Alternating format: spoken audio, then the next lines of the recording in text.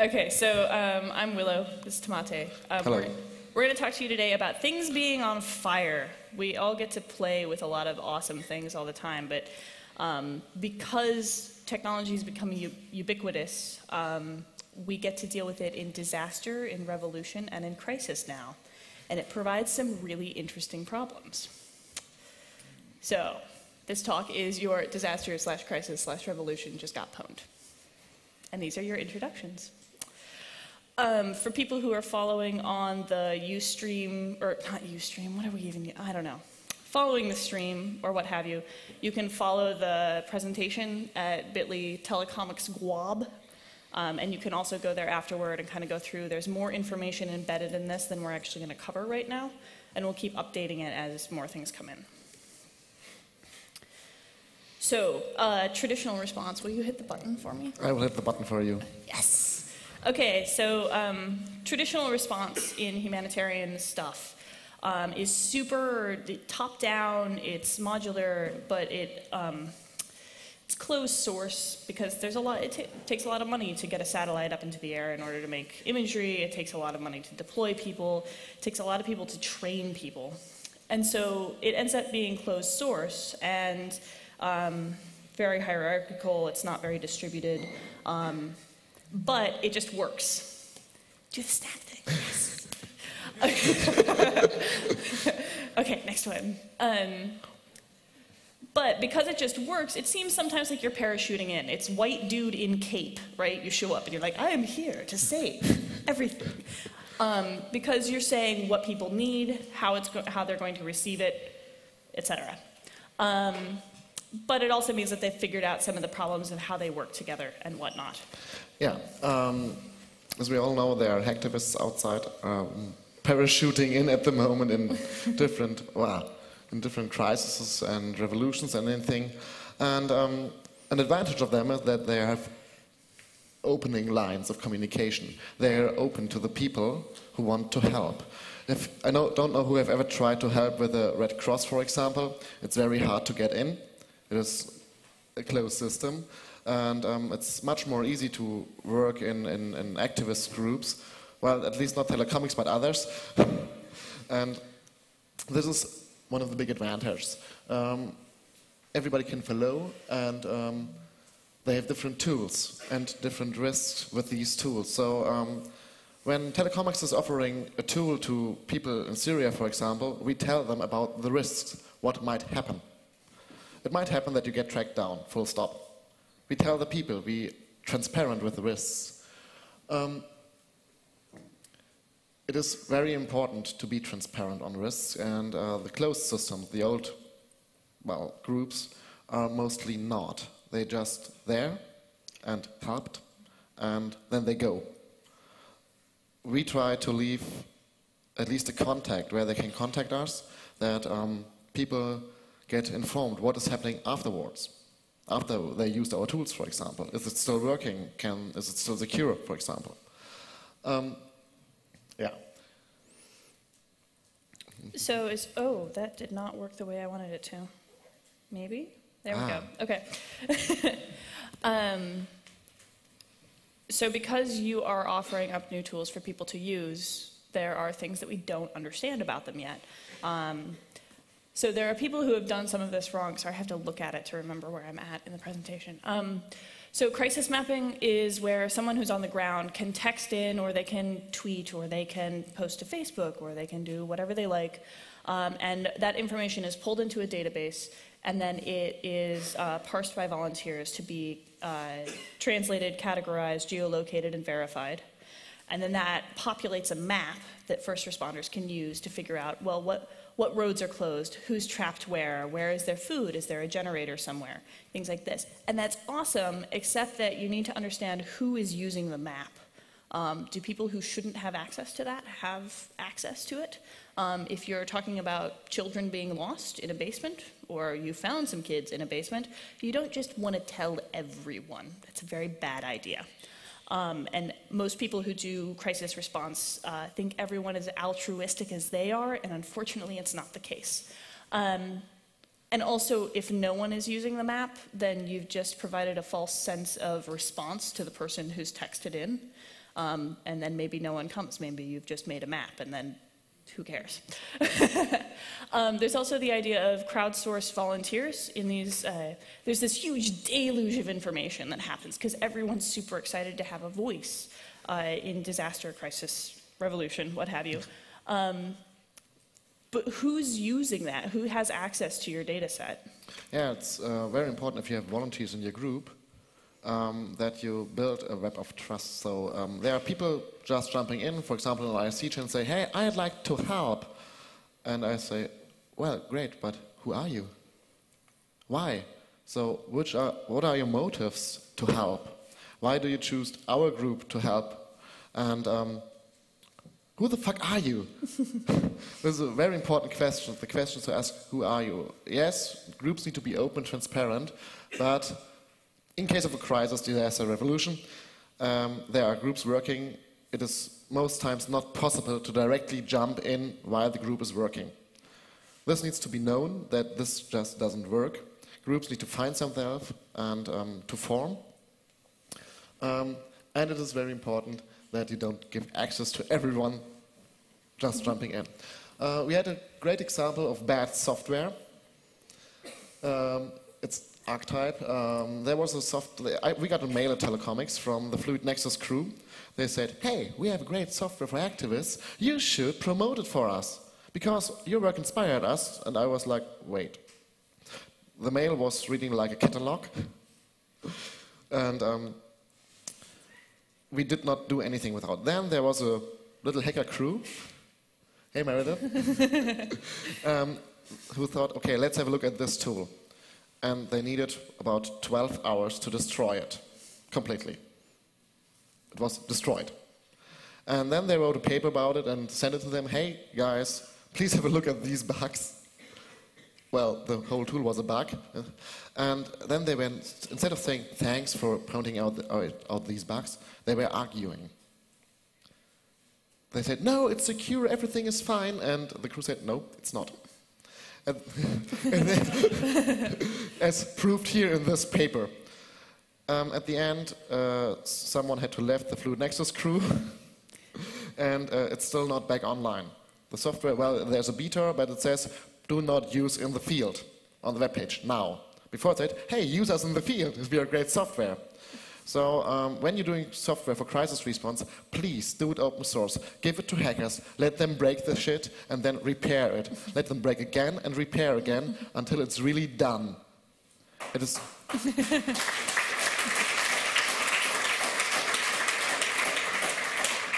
So as we're here on Hacker Congress, I know many hackers are here. Please be nice to those people whose software you have broken. It's way better to be broken by your friends than it is to be broken by people who don't care. Yeah. So also, especially if you're a douche to Meredith. And also go out of your way and play with some tools that people have made in the good intent, and check them on their shit, as it were. And when you do software and someone breaks it, do not complain about that it's broken. Make sure that it's unbroken sometimes. Thanks. Mm-hmm. So your goals are that it's secure, then that it's open, and then that it's easy to use. If it's not easy, people aren't going to use it. Especially when things are on fire, the last thing you want to do is check the language, and if you dropped a semicolon, you don't want to do that. And so make friends with designers. They have silly hats, but they'll help it work. A lot of us work in a...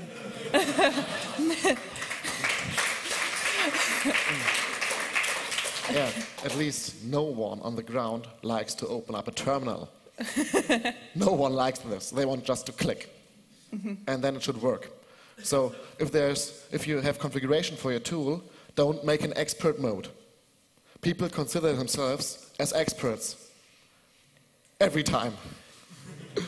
And in most expert modes, you can mess everything up. Don't do expert modes.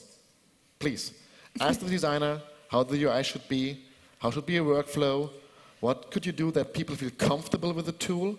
So don't throw an error with just null. please explain the error to the people using it. It is very important, because if I don't understand a tool, I will not use it anymore. And it could be as great as possible. If I don't understand it, I don't trust it, I don't use it. And that would be bad. So make friends and accept the challenge. Okay, if you deploy in Crisis, it's too late. People need to be using the things that you make already in their everyday life. The reason Twitter did so well and had so much impact during the Arab Spring is because people used it every day already. It was a part of their lives. And so what people already have, what they get, is what they use. However, if you have your shit together, when shit is hitting the fan, it is the best time for policy change. It's the best time to request new data sets. It's the best time to push new initiatives through governments. The other team does this, so I feel pretty okay about being manipulative like this. Best example at the moment in the Arab Spring, people use Skype. Because it works. They install it, it gets through the firewall, they don't need to configure anything, it just works. Skypes find a way out of your computer. And unfortunately, back in too. We all know that. So it's not one way, it's, yeah. We always say to them, don't use it, but we don't have anything else. So if we don't want the people to use Skype anymore, we need to build it. And we need to make it easy as Skype. So things are still on fire. So these are real people, and it's real problems. These problems are universal, they're complicated, and they're fascinating. So they're the best puzzles ever. But because they're real people, don't fuck up. People will die. But no pressure, still try. And? Yeah, do all the tests. And wear pony shirts. So, yeah, we do serious business outside, but we all should take breaks and dance a little bit. Dancey, like, dancey, dance. Yeah, it's important to have fun. This sort of work wears on you. I like to think of the things that I build as the zombie apocalypse tools, the things that I interact with, because if you talk to people about lost children and things being on fire and we can't find your parents and your church collapsed or whatever, people get really depressed really quickly. Who knew? So having a sense of humor about this not only helps you keep your sanity, but it also helps you communicate to the people that you need to interact with. Yeah, take care of your hacker friends. It's very important. Take care of them. If they are only working all the time, force them to go out. Just break into their apartment, kick the door, wear them over the shoulder, and wear them out. They need to get this. If they don't eat anymore, bring them food. Cook for them. Cook together with them. Mm-hmm. There's so much we can do for ourselves. We can take care for each other. I mean, we're not machines. Well, you are, but yes. We are no machines. We are human beings and we need to get all this shit in our head done. And so please take care of your hacker friends, that they not die anymore. Okay, so I'm going to go on a tiny rant right now. Well, maybe 2 sentences. We're recreating ourselves through our technology. We can only create tools that are within our experience to create. We only address the problems that we see. And so any issues that we run into with what we build are really human problems. The issue is not necessarily the security of the code, it's that people will manipulate or use the security holes in the code. And so if you make a tool that gets out of the way of the people using it, you let them trust the people that they would choose to trust. Does this make sense? Like, I don't know if I'm explaining it well. A little bit? Okay, just a sec. Let me do a thinking dance. I have to move in order to think. Okay, interpretive dance. So, that's my name, interpretive dance, pony. I'll get it. Interpretive dance cutie mark. What could possibly go wrong? Sorry, okay.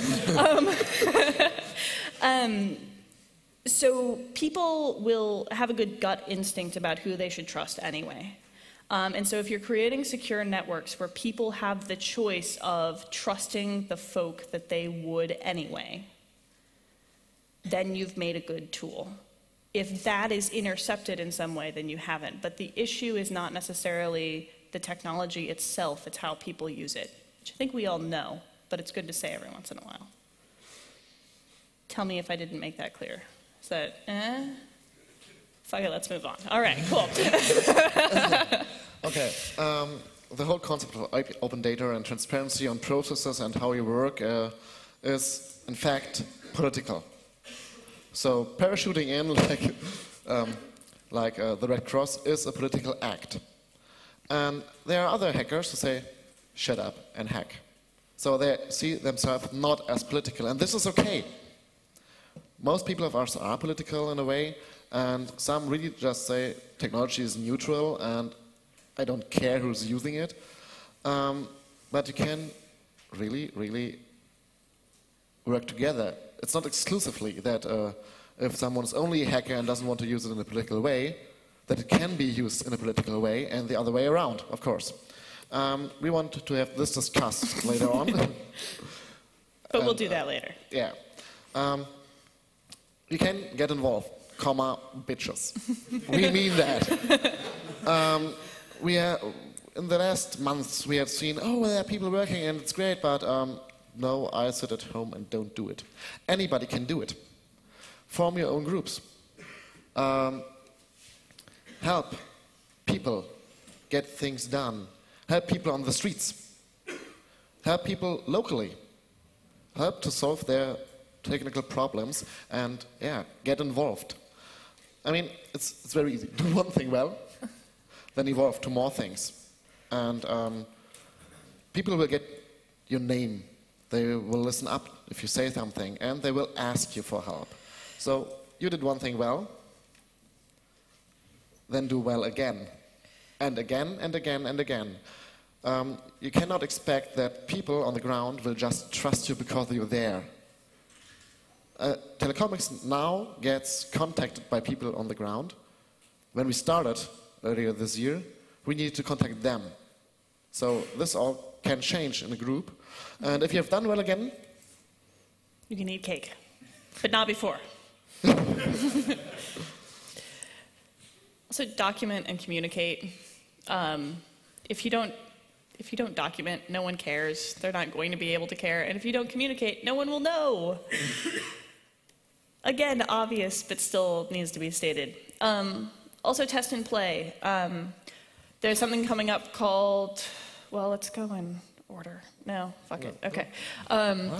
Camp Roberts is happening, which is United States-based, basically, non-government organizations, nonprofits, military, private sector, et cetera, all get together and they run through a scenario. They actually have people out in the field running around trying to complete missions.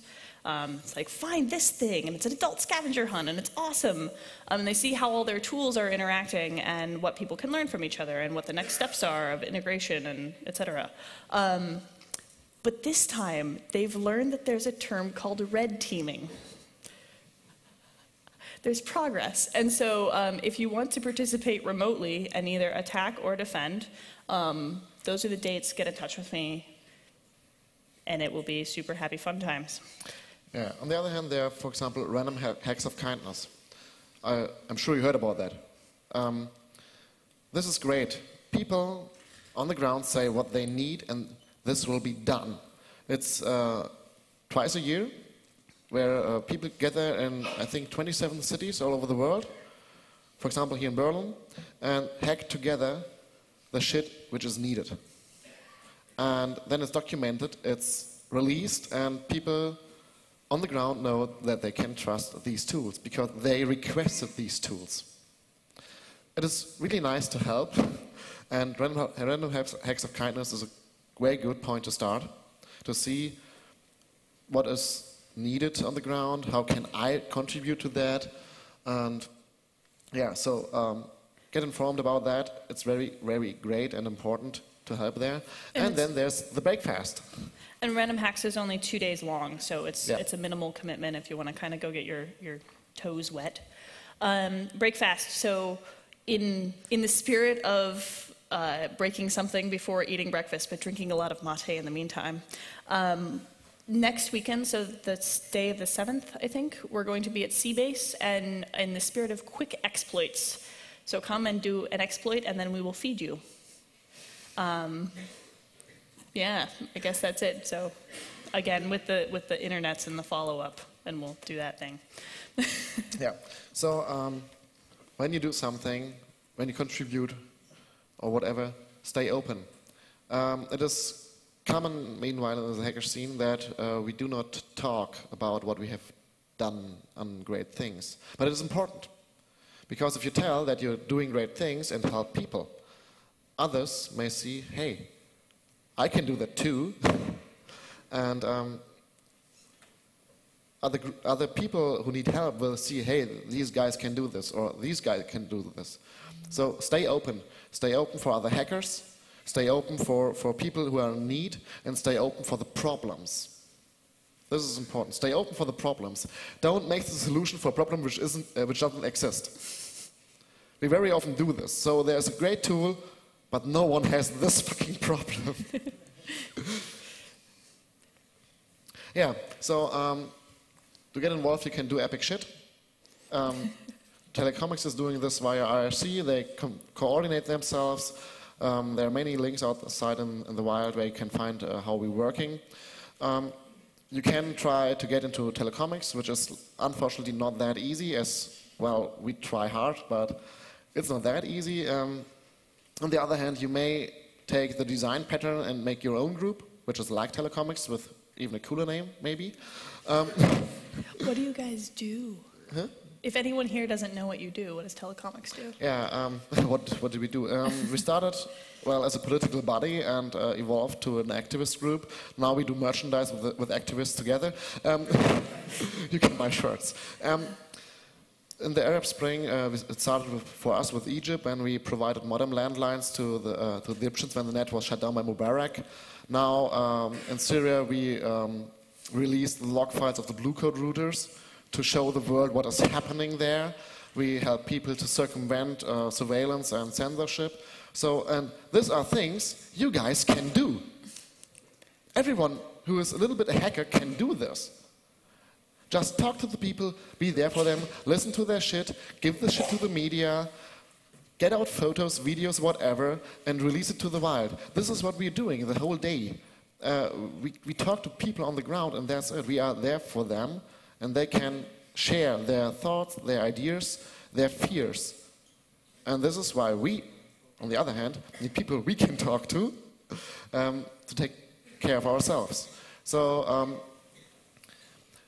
you can, as a group, specialize to certain things, but then remember to stay open, communicate about it. Like we do, we have our interfax. We talk to the media, for example. Not everyone, but some of us. Some do presentations and lectures, and this is all a group can do to get formed as a body, to show that they are existing, and to do great stuff, which is good for the people. On the other hand... And with Geeks Without Bounds, which is a little bit more structured, we do sort of project management for continued efforts on these tools. So promising projects that come out of a Random Hacks, we have a team of volunteers that will continue working on it so that it actually becomes deployed and troubleshooting, etc. Yes. Yes. Yes. Yeah. Now it's, well, time for the thank you. Seriously, thank you. Thank you all people here. You're great. It was a great conference for me. Mm-hmm. Thanks to the Telecomix guys, to Geeks Without Bounds, the School Factory, to Demaxian who wrote our abstract. I rambled at Ella, and then she's like, "Is this what you mean?" Like, yes, it is. How do you do that? Thanks to Club Mater. Thanks a lot. Thanks to the Breakfast crew for destroying Fluid Nexus. Thanks to all the ponies making us a funny life. And at least now, we want you, and we want your ideas on how people can get involved, how hackers can get involved, and which problems they face, that we maybe answer your questions if you would like to help outside. Thank you.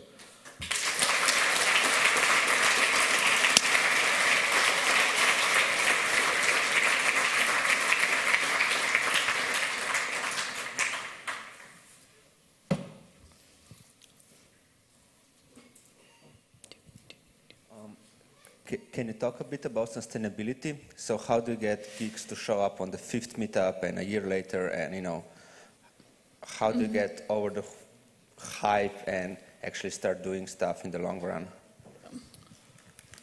Sorry, I had really problems understanding you regarding your accent. Sorry for that, but can please someone...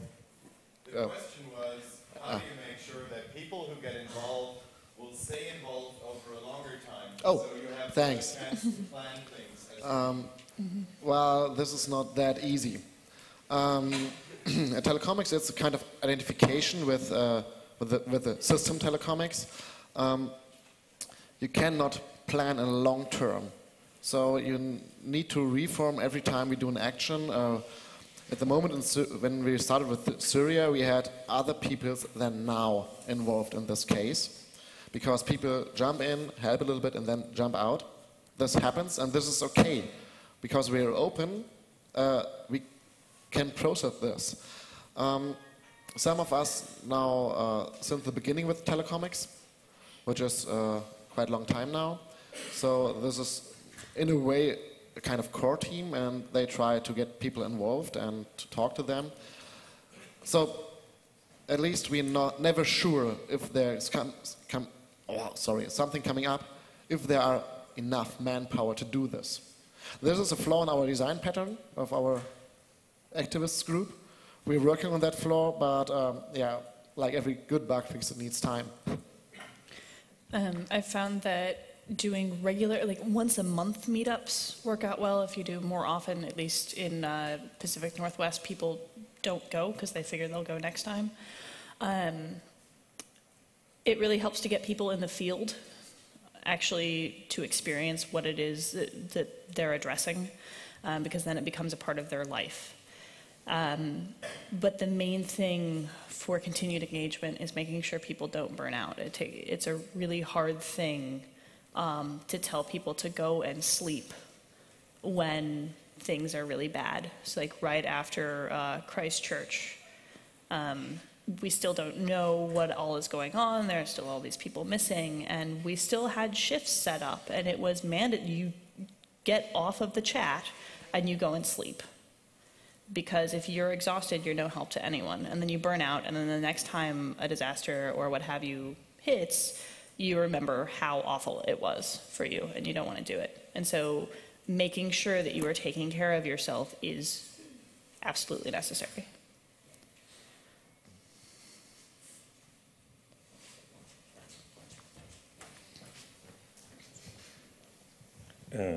Hello. I just have a basic question. Whatever I hear here sounds like a split up, that any group requesting communication tools, secure communication tools, of course, gets a tailored solution, which means you have an awful lot of solutions just nowadays in the field, which are differing just for about 2, 5, 10%. But you have a lot of things, and if a group tries to come together, we simply start at the beginning to discuss if we should use Skype or Jabber or whatever. And I see a tremendous split of efforts, and a lot of if you want to call it products or solutions, doesn't matter, but an awful lot of effort spent into quite similar things. Mm-hmm. Yep. This is true. We have way too much tool outside. This is most times because a coder is coding something, and then another one comes and says, hey, I would love to do this 10% of your tool in another way, and though they fork. And the next one forks too. And suddenly you have 5 forks of the same tool. And in the worst case, which is normal, they do not work together.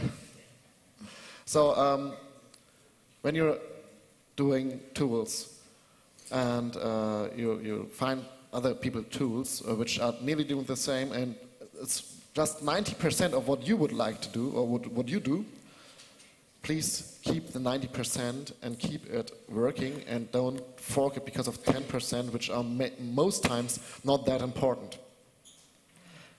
So, makes this sense?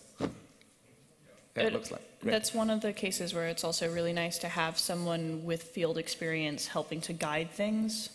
And as good as we all are at coming up with very strange ways of getting around something, and so we think that we know best, sometimes they just want one thing and they want it to work. We're like, no, really, you want this? No, they don't. And so it's good to collaborate and to offer other suggestions, but maintaining focus that's provided by a person who knows what's needed. Just wanted to add a quick observation, which is that social coding practices actually make this a lot easier. There's a lot of sharing on GitHub among the folks in crypto.is. So there's a lot of pull requests go back and forth. People will fork something, work on their own weird little thing, and then it gets flowed back into the main developer's tree. That ends up working out a lot better, from what I've seen, than kind of the old school forks, as it were. Yeah. So that might be one bit of advice to pass on. Awesome, thank you. We have the tools, just use them.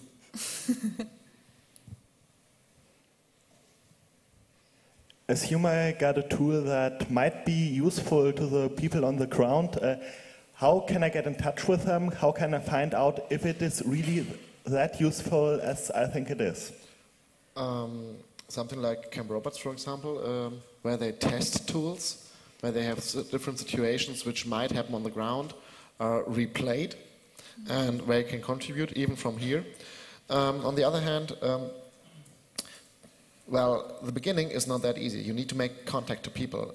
We did it with this modem things, where we faxed faxes with modem numbers on.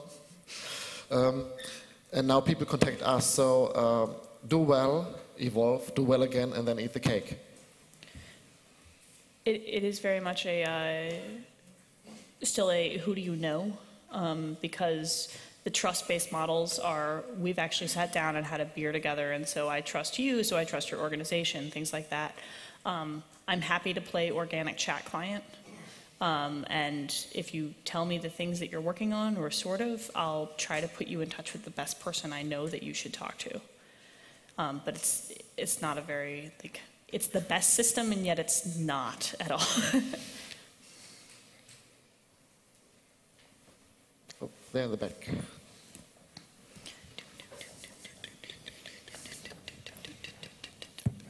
What software did you use for the slides? It's Prezi, is the movement through it. I like it because I grew up on comic books, and so the fact that you can actually zoom out. How do you? You're in presentation mode. Well, normally you could zoom in and out and everything. Yeah. And then I drew all of this other stuff. So see how it's like one thing. So I drew all the stick figures and stuff. I broke my arm on November 1st. My motorcycle and I got in a fight with a car, and not being able to type as fast as I can think really upset me, so I took up drawing. So now there's this thing.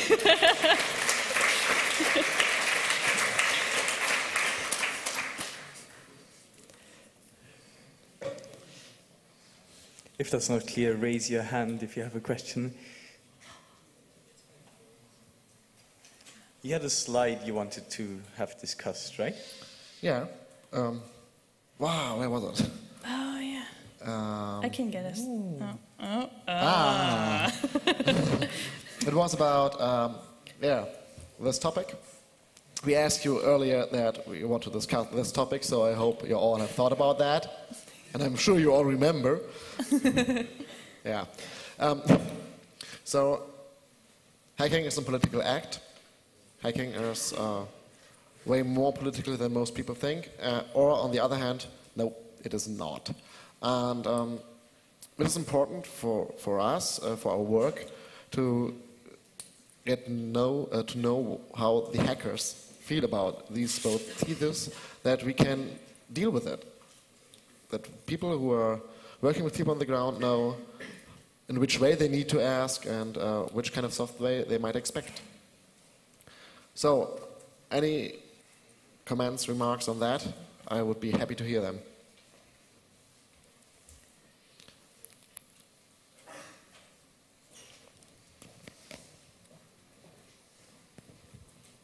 Not from the internet, as you usually relay from the internet, but I think it's very diverse, as in I see lots of different groups here, either just caring about doing the technology bit, and some just doing the technology because of they have a political thing to do. Mm-hmm. And some people see the desire for how you can use technology as a political act in itself. And I think you have, quite a diversity in that. Mm-hmm. Thank you. That was super diplomatic response. No, it's good. So, any further? Next remark.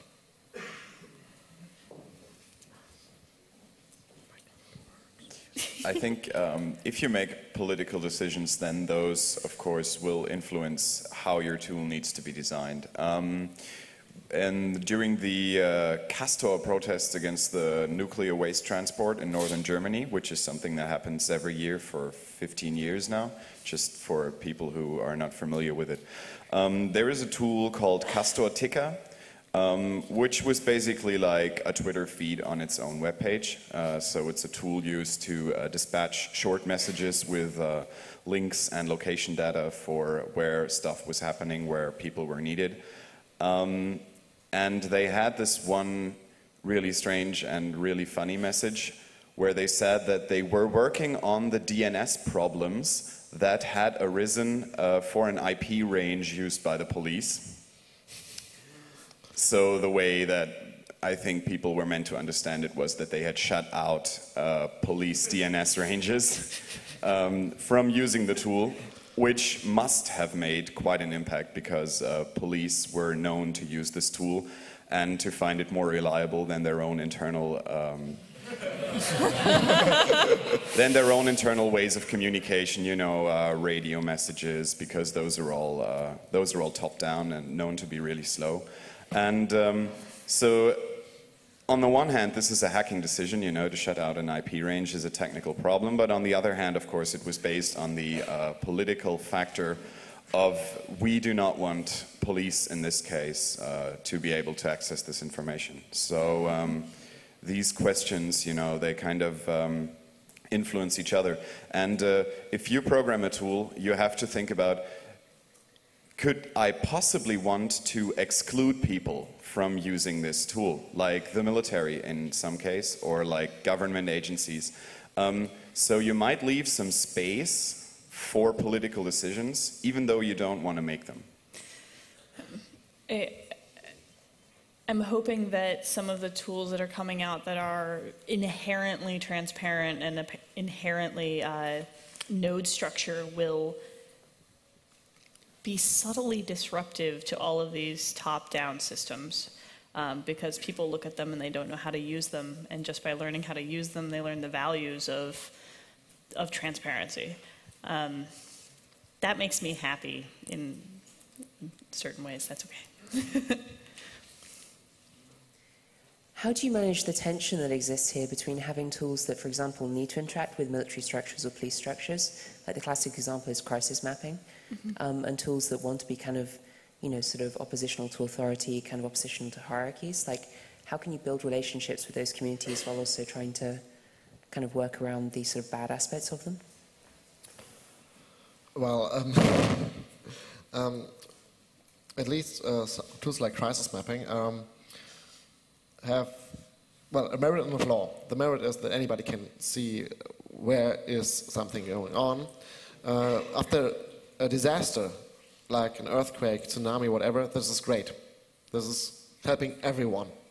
It helps the parachuting in troops who do, well, yeah, the Red Cross, whatever, the technicians, to see, okay, we need to work here, we need to send medics there, and so on.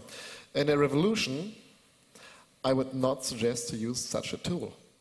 If a tool is highly transparent, like disaster mapping, you should not give it into the wild. Then you need to run it on darknets or whatever, which are not accessible by the not meant persons. This is something we need to teach people on the ground in an ongoing revolution. This is why they need the activists group from outside who build this for them, in most cases. So the same tool can be used in different ways.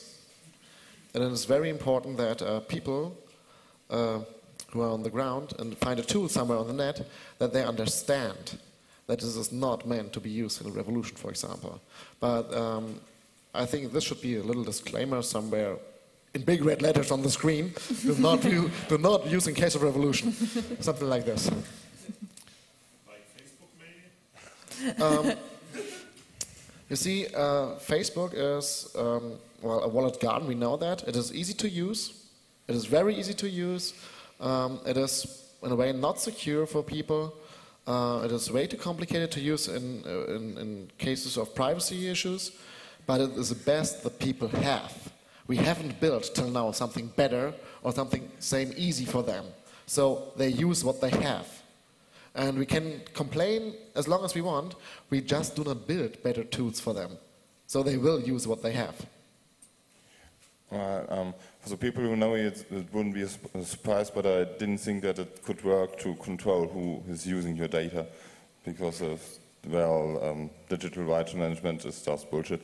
But my question is, do you want to talk about the use of the tools, or do you want to talk about the design processes and the design process of the tools? At least both. Okay.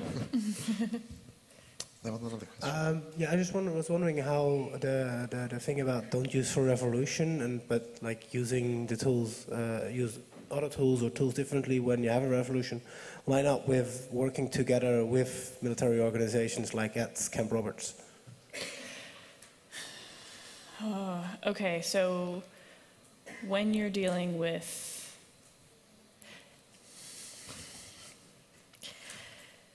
You should move. when it's sorry when it's thank you when it's in disaster, then you are going to interact with the military no matter what, hopefully in a way that's collaborative.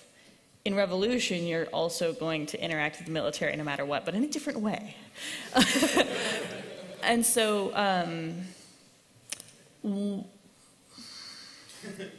until we have the ability that as technology becomes ubiquitous and as we're more able to help ourselves, instead of asking for outside help from one organization, especially the military is really good at moving things, which is vital in disaster. They're really good at shipping things. It just shows up and it works. But yeah, it's treacherous territory of, well, if we made friends with you over here for a flood, but then there's also a refugee camp in the flood area, then was the military a part of why there's a refugee camp there? It gets really shady, and so it's not just about the technology tools that we're using. It's not just about those complicating factors. It's also about the complicating factors of the people involved. So there are no easy answers, but that's why it's awesome.